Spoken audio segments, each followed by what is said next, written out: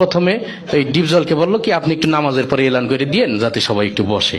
তাই ডিপজল নামাজের পরে তার মতো করে এলান করতেছে এইভাবে, ইনশাল্লাহ ভাই বাকি নামাজের পরে মসজিদি মানে কিনের কথা হইব।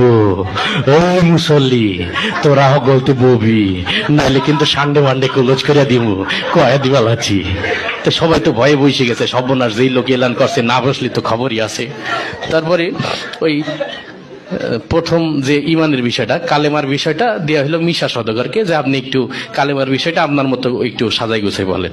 তাই মিশা সওদাগর কালেমার বিষয়টা বলতেছে এইভাবে, আমরা দু চোখে যা কিছু দেখি আর না দেখি সব আল্লাহ সৃষ্টি মাখলুক। মাখলুক কিছু করতে পারে না আল্লাহর হুকুম ছাড়া, আর আল্লাহ সবকিছু করতে পারে মাখলুক ছাড়া। তাই যাই হোক সে তার মতো করে বলে গেল। তারপরে নামাজের বিষয়টা ডিপজলকে আবার দিল যে আপনি একটু নামাজের বিষয়টা আপনার মতো করে বুঝাই বলেন।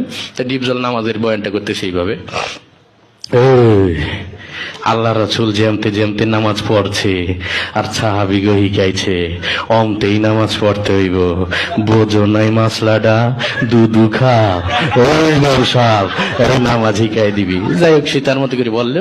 তারপরে জিকিরের বিষয়টা দিয়ে হলো কাবিলাকে, যে আপনি একটু আপনার মতো করে কি জিকিরের বিষয়টা একটু বুঝাই বলেন। তাই কাবিলা জিকিরের বয়ান করতেছে এইভাবে,